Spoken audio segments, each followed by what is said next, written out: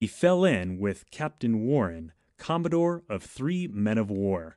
He acquainted him with his design, kept them company 2 or 3 days, and then leaving them, made the best of his way for Madagascar, where he arrived in February 1696, just 9 months from his departure from Plymouth.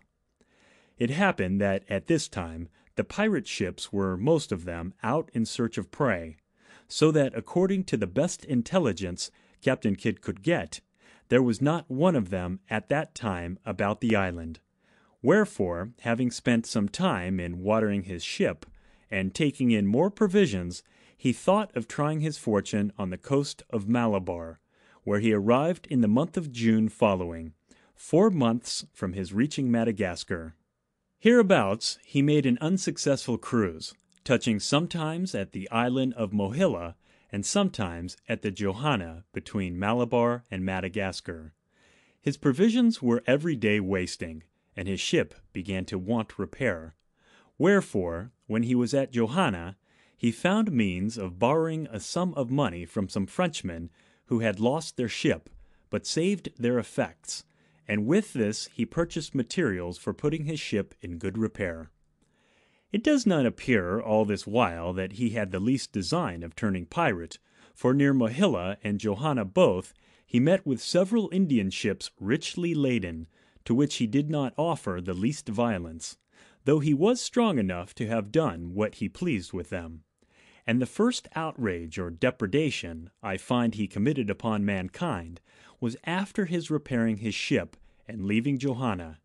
He touched at a place called Mabi upon the Red Sea, where he took some guinea corn from the natives by force. After this he sailed to Bab's Key, a place upon a little island at the entrance of the Red Sea.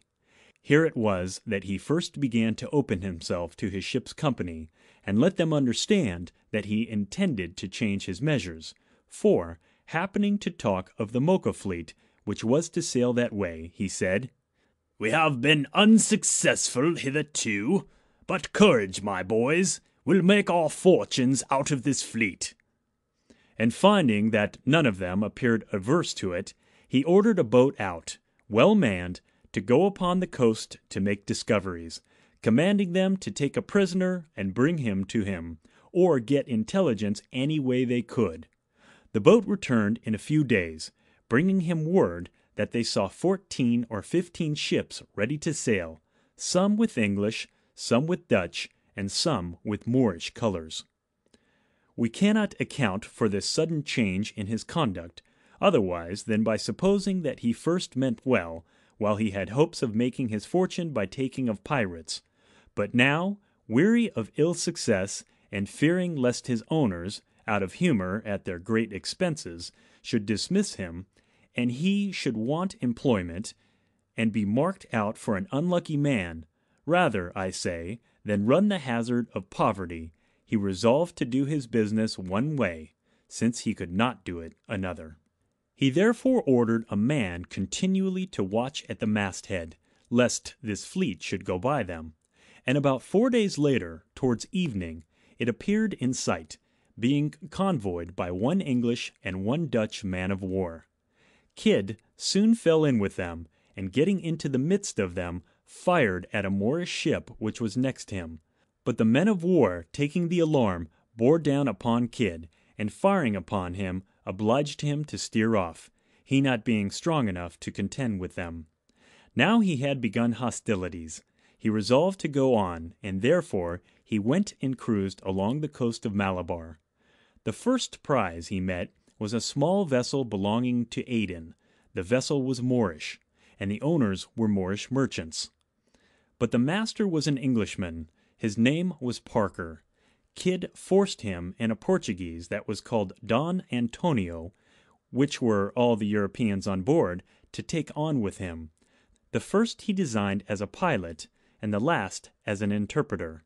He also used the men very cruelly, causing them to be hoisted up by the arms and drubbed with a naked cutlass to force them to discover whether they had money on board, and where it lay. But as they had neither gold nor silver on board, he got nothing by his cruelty. However, He took from them a bale of pepper and a bale of coffee, and so let them go. A little time after he touched at Carawar, a place upon the same coast, where before he arrived the news of what he had done to the Moorish ship had reached them, for some of the English merchants there had received an account of it from the owners, who corresponded with men, wherefore, as soon as Kidd came in, he was suspected to be the person who committed this piracy. And when Mr. Harvey and Mr. Mason, two of the English factory, came upon board and asked for Parker and Antonio, the Portuguese. But Kidd denied that he knew any such persons, having secured them both in a private place in the hold, where they were kept for 7 or 8 days, that is, till Kidd sailed from thence. However, the coast was alarmed, and a Portuguese man-of-war was sent out to cruise. Kidd met with her, and fought her about 6 hours, gallantly enough. But finding her too strong to be taken, he quitted her, for he was able to run away from her when he would. Then he went to a place called Porca, where he watered his ship and bought a number of hogs of the natives to victual his company. Soon after this, he came up with a Moor ship, the master whereof was a Dutchman called Schipper Mitchell, and chased her under French colors, which they, observing, hoisted French colors too. When he came up with her, he hailed her in French, and they, having a Frenchman on board, answered him in the same language, upon which he ordered them to send their boat on board. They were obliged to do so, and having examined who they were, and from whence they came, he asked the Frenchman, who was a passenger, if he had a French pass for himself. The Frenchman gave him to understand that he had. Then he told the Frenchman that he must pass for a captain, and by, says he, you are the captain. The Frenchman durst not refuse doing as he would have him. The meaning of this was that he would seize the ship as fair prize, and as if she had belonged to French subjects, according to a commission he had for that purpose, though one would think, after what he had already done, he need not have recourse to a quibble to give his actions a color. In short, he took the cargo and sold it some time after, yet he still seemed to have some fears upon him, lest these proceedings should have a bad end, for, coming up with a Dutch ship some time after, when his men thought of nothing but attacking her, Kidd opposed it. Upon which a mutiny arose, and the majority being for taking the said ship, and arming themselves to man the boat to go and seize her, he told them, such as did, never should come on board him again, which put an end to the design, so that he kept company with the said ship some time, without offering her any violence. However, this dispute was the occasion of an accident, upon which an indictment was grounded against Kidd, for Moore, the gunner, being one day upon deck, and talking with Kidd about the said Dutch ship, some words arose between them, and Moore told Kidd that he had ruined them all, upon which Kidd, calling him a dog, took up a bucket and struck him with it, which breaking his skull, he died next day. But Kidd's penitential fit did not last long, for coasting along Malabar, he met with a great number of boats, all of which he plundered. Upon the same coast he also fell in with a Portuguese ship, which he kept possession of a week, and then having taken out of her some chests of India goods, 30 jars of butter, with some wax, iron, and 100 bags of rice, he let her go. Much about the same time he went to one of the Malabar islands for wood and water, and his cooper, being ashore, was murdered by the natives, upon which Kidd himself landed, and burnt and pillaged several of their houses. The people running away, but having taken one, he caused him to be tied to a tree, and commanded one of his men to shoot him.